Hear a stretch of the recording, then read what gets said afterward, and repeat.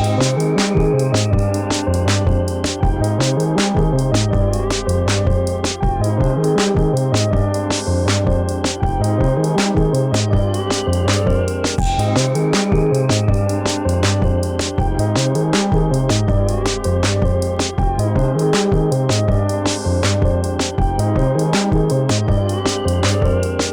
yo, yo. What up, everybody? Welcome back to the show. It's your boy Kenny bringing you guys another installment in our TV review series that we like to do, the recap. And today we're talking about none other than The Boys seasons 1 and 2. Before we go any further, make sure you click that like, click the subscribe button if you're watching on YouTube, download if you're on the podcast feed, and follow the podcast feed itself and all that good jazz. It all helps the show immensely. With no further ado, let's get right into this thing. And starting out with The Boys season 1, I gotta say, without getting too far ahead, this is definitely one of my favorite series on TV right now, bar none. This thing is incredible, man, and it all starts off so strong with season 1, and I was hooked from the beginning of episode 1, where you meet Jack Quaid's character, Huey, where you meet the one of the main characters, Huey, and he's meeting up with his girlfriend, Robin, and she ends up getting exploded by pretty much the boys' version of the Flash, A-Train, when he's running at super speed, runs into her and doesn't see her while he's going super fast, running with some Compound V, some drugs that he doesn't want people to know about, and he ends up literally like exploding her body. Like he runs straight through her and she explodes and she's dead. You know what I'm saying? And from that point on, he ends up meeting Carl Urban's character, William, aka Billy Butcher. And the whole thing ensues from there, and how they're trying to take down Homelander, the Seven, all the Soups, A-Train for taking out Robin, and the whole insane craziness that is The Boys ensues from there. And I gotta say, it hooked me right there from the beginning, and season 1 was such a great start. And the whole introduction of the Seven is just so damn well done. How you meet all these corrupt superheroes. You meet Translucent first, and he's the first one that they end up taking out. And Huey's actually the one that does it, surprisingly enough, once they meet up with Frenchie and end up detaining the invisible guy, aka Translucent, right here. And they end up trapping him in a cage and whatnot, and they end up blowing him up from the inside out by planting an explosive inside of him. Don't ask me to explain how. You gotta have to watch it for yourself. But yeah, so all that goes down. And from there, all the other craziness ensues, and we get introduced to the other main characters as well. Mother's Milk is, Starlight, one of the only good characters really out there in the Seven, especially one of the few good superheroes in general in this thing. And we get introduced to Homelander himself, the big bad, if you will, of season 1. And man, this guy is a motherfucker. But I gotta say, his performance done by the actor Anthony Starr is so damn well done. And it is one of the finest performances I've seen on TV, bar none. I don't know how this guy has not been nominated for an Emmy up until this point. And when we're getting into season 3, which we'll be dropping our review for that very soon, right after you see this video here on the channel, by the time you have seen this, after the taping of this right now, of course. And yeah, so a lot of great stuff going on in season 1, and just I love the introduction to Huey as a character and how he slowly kind of succumbs to the darker tendencies and his darker side and wanting revenge and wanting to get back at A-Train and the Seven in general for killing his girlfriend and for all the fucked up shit that they get away with, and Butcher using that to his advantage and using Huey's intellect to help him with his overall goal of taking out Homelander for seemingly killing his wife or making her disappear, for whatever the case may be. And he's been searching for his wife Becca for many, many years, Butcher has, and he has his eyes set on Homelander because he actually has footage sent to him from his former employer who actually works for the U.S. government and all that jazz, and has a lot of history with the Soups in general that we're definitely going to be getting into in future seasons, that's for sure. And the whole woman the woman that was the whole reason why she recruited Butcher in to kill Homelander and all this stuff, and kicked off all this stuff in some events that pick up before we catch up with these characters at the beginning of the series, of course. and all that stuff has gone down. So Butcher wants Homelander dead and wants answers and wants to know where his wife is because he knows for a matter of fact she isn't dead. He can't prove it. He doesn't have any physical proof, but he knows for sure that she is alive. So he has his team, the boys, together once again to take one final crack at it to find Becca and kill Homelander and the Soups and take him down once and for all. And shit just goes crazy, hits the fan. Man, there's just so many crazy, crazy moments. And without getting into all the craziness of the series in too great a detail, because I want you guys to experience some of it for yourselves as well, all I got to say is the whole scene with Homelander and Queen Maeve, essentially the Wonder Woman archetype in this series, when they're on the plane and they can save those people, but then Homelander chooses not to and lets all those people die to make a political point for the Soups in order for them to get clearance to work with the military, which in turn will help the whole corrupt organization that runs the thing with the Soups and all the corporations and big things going on around the world, Vought, and the whole thing going on there. And there's so much great stuff going on with that and the whole leader of, or not the leader, but one of the main people there, Madeline Stillwell, played by the great Elizabeth Shue, and you get her introduced in there, and her whole weird relationship with Homelander is somewhat sexual but kind of maternal at the same time. Very weird. Yeah, very very odd stuff, but overall, man, that stuff is pretty. The acting and their back and forth and the dynamic of those two characters of Homelander and Stillwell is so well done, and those two actors know just how to play it, just creepy enough, but without going too overboard and overdoing it. So that's pretty well done in the series as well. And there's just so much crazy stuff going on in this thing, man. And yeah, but and then you got all the craziness going down with Compound V, and they're trying to figure out what is going down with that and what's the actual what it is and what the cause of it is. And it's revealed later on by the end of the season one that it's actually the substance that gives the super powered people their powers. That's what actually makes it all happen. It's not a natural occurrence or some kind of miracle. It's all it's all like this chemical that Vought made years ago, and parents put in and use their kids as experiments without their kids knowing and without their prior knowledge because they're all just babies at the time. And Starlight, Annie's character, is one of these people, of course, and she feels all betrayed by her mom and whatnot, and that carries over into season two and all that good jazz. So that's a pretty crazy reveal that of it in and of itself, and the whole confrontation leading to the boys with Homelander and how they almost actually end up taking him out. They think, but doesn't really get close enough. Huey and them almost get caught as well, where they do get caught for a bit, but they end up escaping thanks to Starlight helping them out there near the end and saving the day. Help save the day right there at the end, and ends up covering for them. And they get away scot free for now, but it leaves the boys in a very precarious place because they're all wanted fugitives. They're all over the news, and they're very, very much wanted, especially Billy Butcher, because he ended up taking a very extreme measure to try to bait Homelander out. He kidnapped Madeline Stillwell, strapped a bunch of explosives to her, and had the kid safely nearby as well. And then he ended up blowing her up.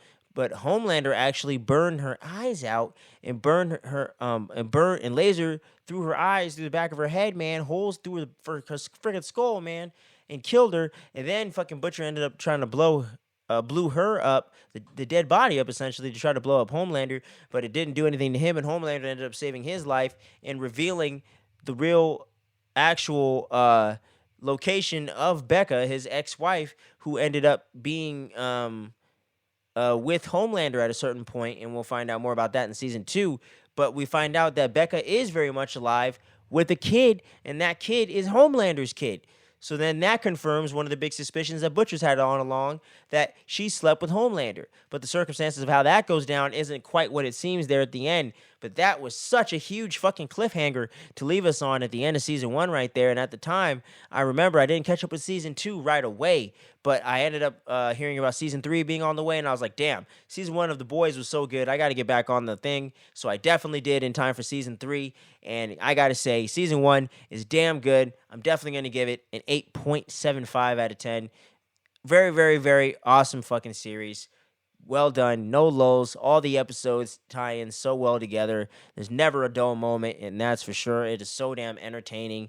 And the overall satire in the show throughout each season, but especially getting established here in season one, is also so well done between the commercials and the way that Vought is so corrupt and the way that they try to always spin the story to make them look like the hero and to make everyone else look like the villain, and the way that they have all these cover-ups and all that stuff really rings true to real life, and how people are getting caught up for, giving hush money to people and all this other stuff going on today in the world today. So it's very cool the way that they work that into the series without making that a big focus and without getting too preachy and picking one side over the other. So I definitely love that about this series and the boys. And we're gonna move right along here out of season one into season two, picking up here with a brand new member of the Seven, Stormfront.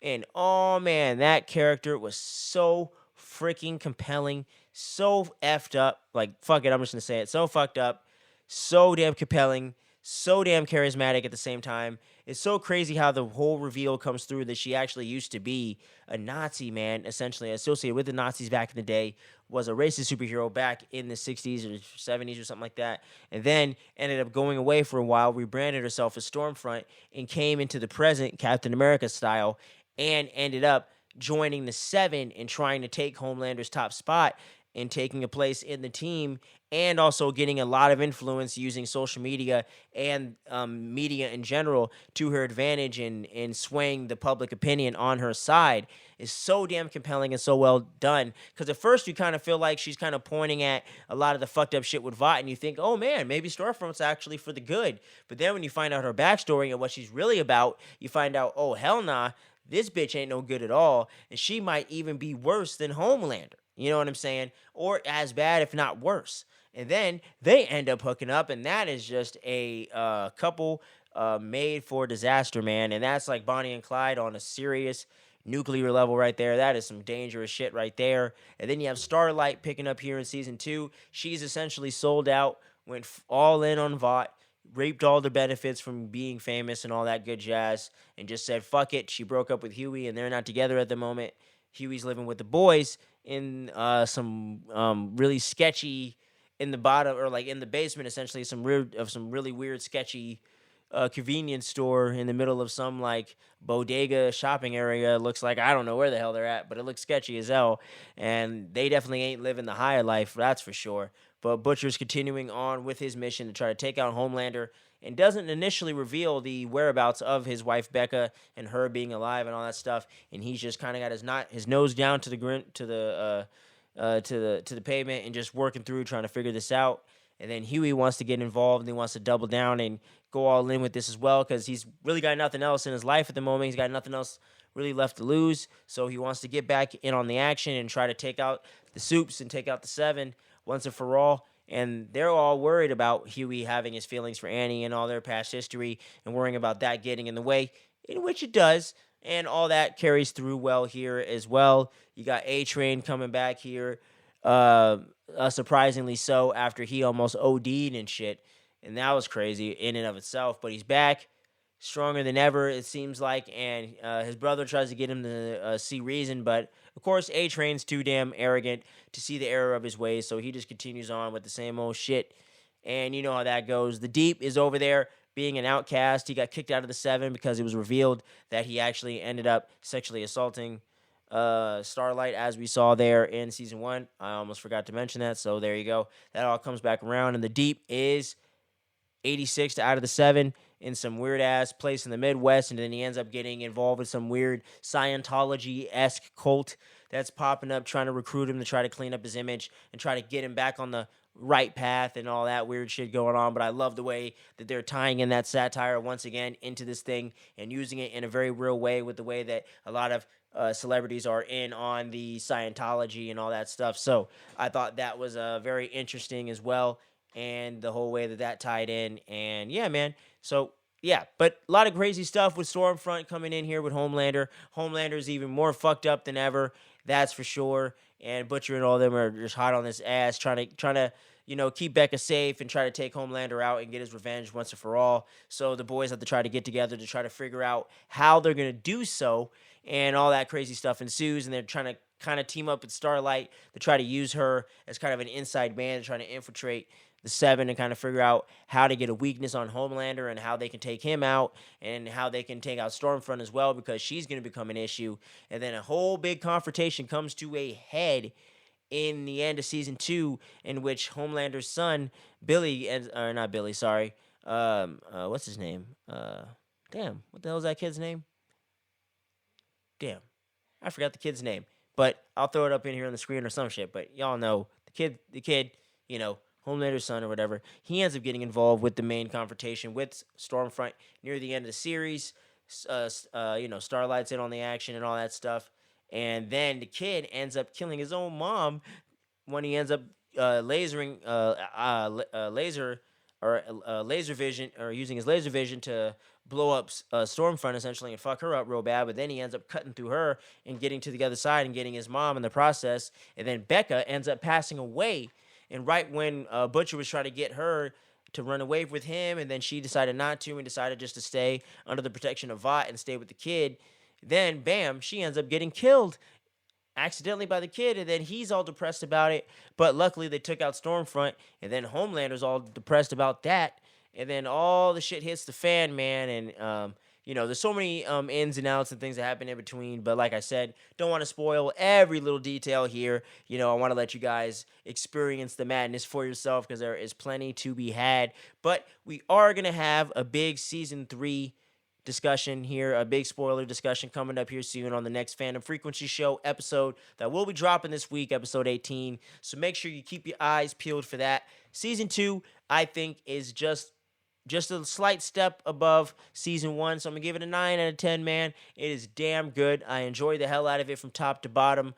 Like I said, the only real negatives I have for that season overall, but doesn't drag it down too much, I think Frenchie doesn't get quite much of an arc in this season as much, but he's the only character I really feel like that gets shortchanged in the season. So overall, it is a damn good show. I love this show. It is one of my favorite series on TV right now.